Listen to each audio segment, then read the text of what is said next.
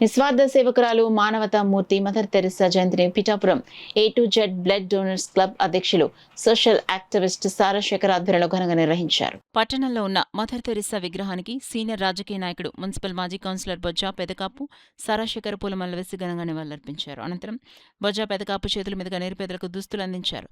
ఈ సందర్భంగా సారాశేఖర్ మీడియాతో మాట్లాడారు. కార్యక్రమంలో వడిశెట్టి ప్రసాద్ రెడ్డి తదితరులు పాల్గొన్నారు. అనే దేశంలో పుట్టి ముందుగా భారతదేశం వచ్చి ఇక్కడ అనేక సేవలు చేసి ఆవిడ మళ్ళీ ఇంటికి వెళ్ళిపోయి 18 ఏళ్ల వయసులోనే కలకత్తా వచ్చి ఇక్కడ అందరినీ అనాథుల్ని అందరినీ చేరదీసి ఎంతో మంది కుష్ఠరోగులకి ఎంతో సేవలు చేసి ఆవిడ మిషనరీ కూడా చేసి అన్ని రకాలుగా వాళ్ళందరి కుష్ఠరోగులకి సేవలు చేసి అనేక వైద్య సేవలు అన్నీ చేసి ఆమె 1910 ఆగస్టు 26న జన్మించారు.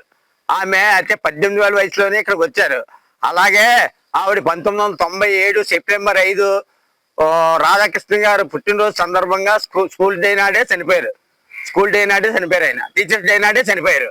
అలాగే ఈమె చేసిన సేవలకి మన పోప్ జాన్ పాల్ గారు ఈవిడికి సైంటిఫిక్ అవార్డు కూడా ఇప్పించారు.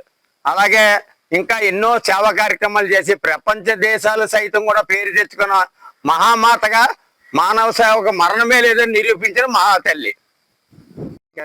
ఈ మహాతల్లి జయంతి ప్రతి సంవత్సరం పిఠాపురాన్ని 25 సంవత్సరాలుగా చేస్తున్నాము.